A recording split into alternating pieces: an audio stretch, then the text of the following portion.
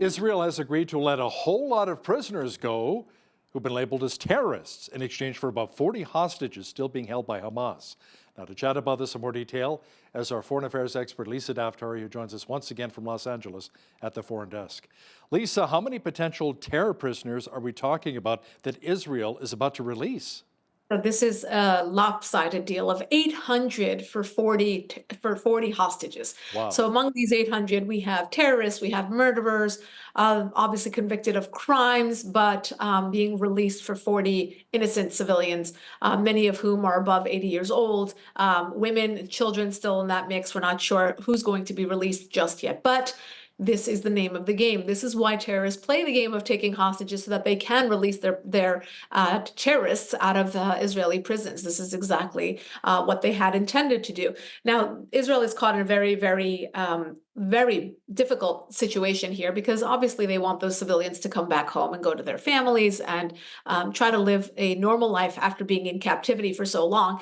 But at the same time, imagine all the potential terror there is to come that will be unleashed on Israel because of all these terrorists being released who belong in prison.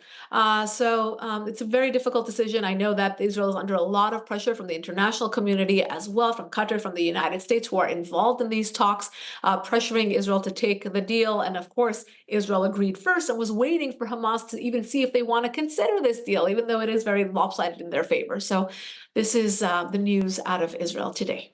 Yeah, let's talk more about the point that you brought up earlier. Won't a lot of these prisoners being released just go back and fight for Hamas against Israel, or perhaps even make their way to Lebanon to fight for Hezbollah? Absolutely, and that has been the history of this repeated pattern.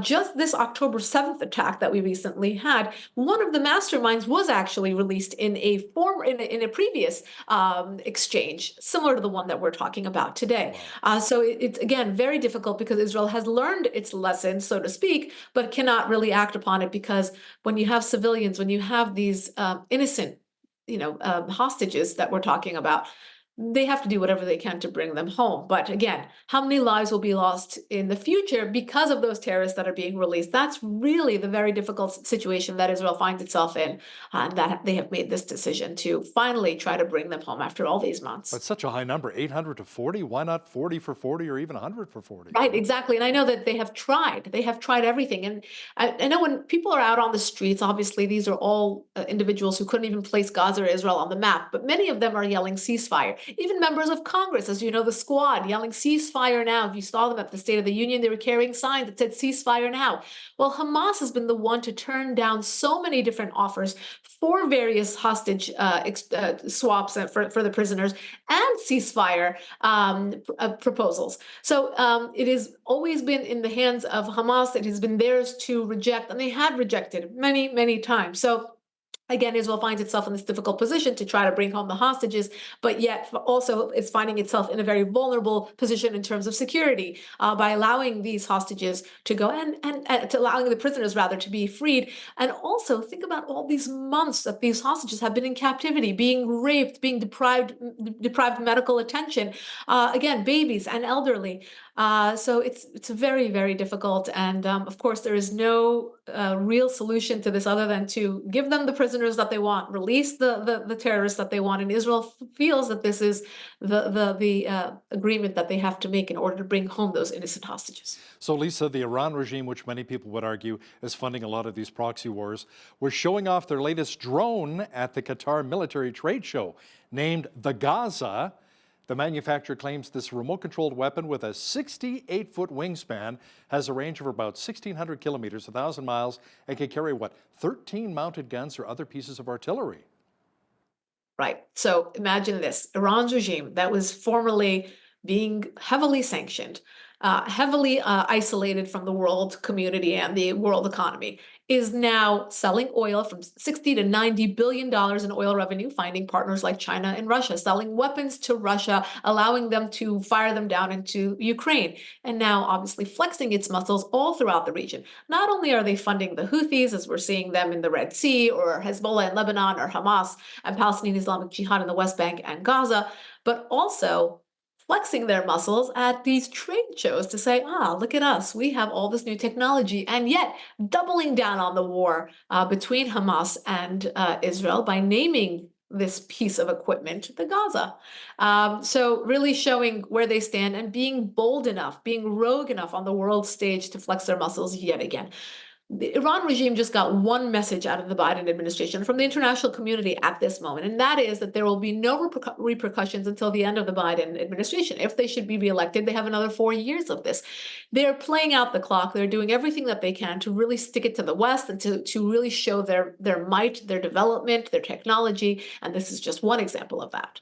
So if Trump is elected, how do you think he'll approach this war?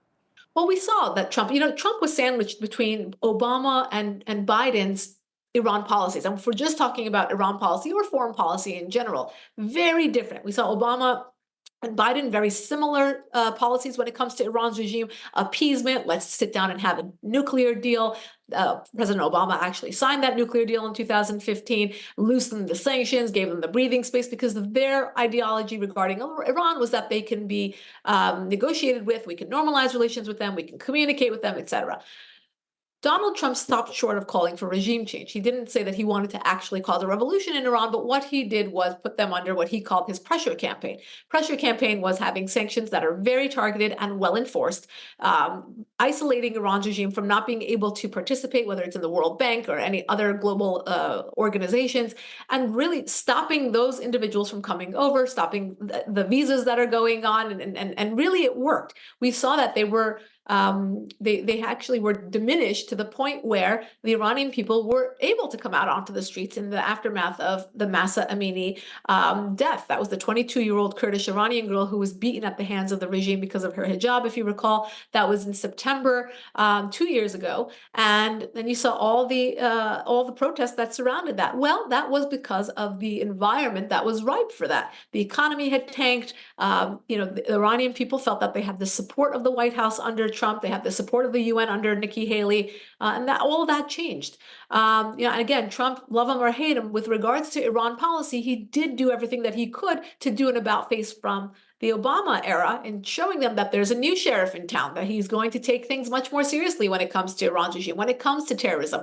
He defunded a lot of the organizations that were giving that Iran's regime was giving money to, including UNRWA and a lot of the Palestinian aid, because he accused them of pay to slay, which is exactly what's going on right now. All of those terrorists who were involved in October 7th will get a hefty stipend for themselves and their family.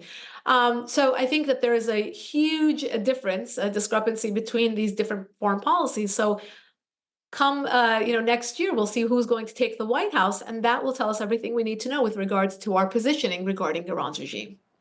Lisa, Russian President Vladimir Putin has blamed the shooting at the Moscow concert, which killed at least 143 people, on Ukraine. Yet ISIS has claimed responsibility. Is there a connection there?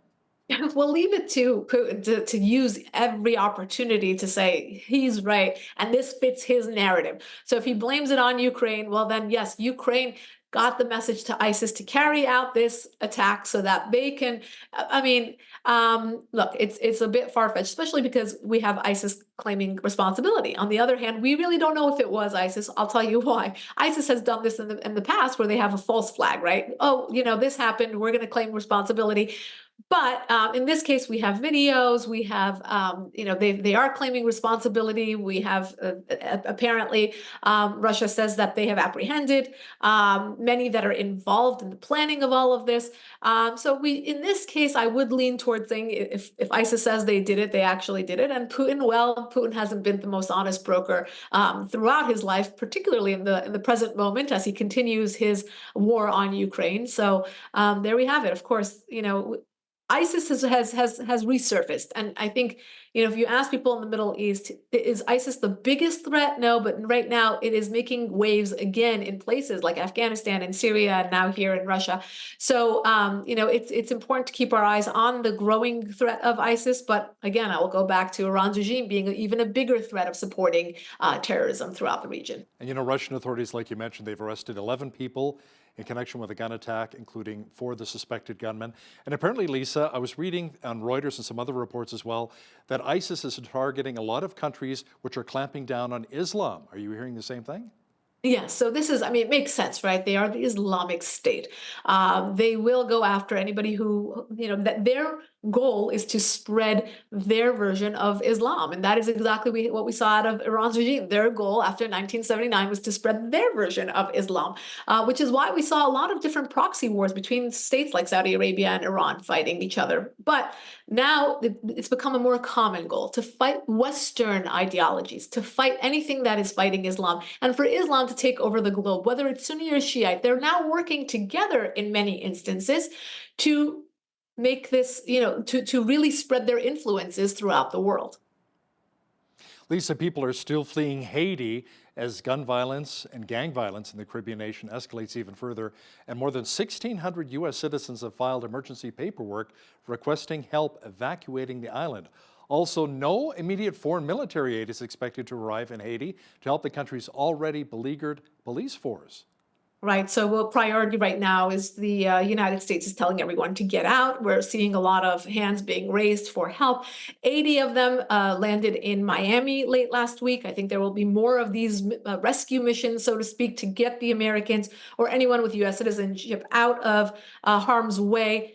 The country has gone amok, as you know, if you've been following the reports, gang violence. This is not something that they can get a hold of because the head of the country has been cut and resigned. The prime minister resigned as well, and now we're looking at really no end in sight. So the only thing that the United States is really prioritizing at the moment is getting these individuals out of Haiti.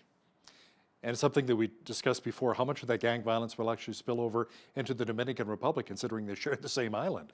Right, that's the fear. Not only that, but to end up, taking boats to Florida and getting into the United States.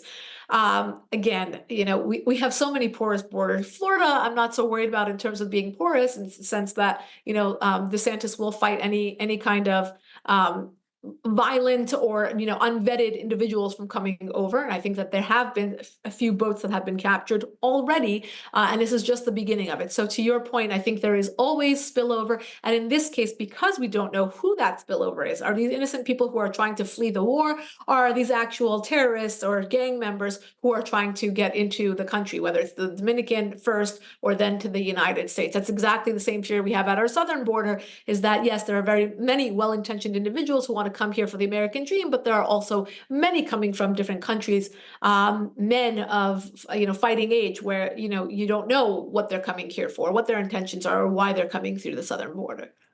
The number of reports surfacing from a number of media outlets, Lisa, that many of the illegal immigrants who stormed the border in El Paso, Texas, knocking over members of the Texas National Guard, have now been processed and released into the United States.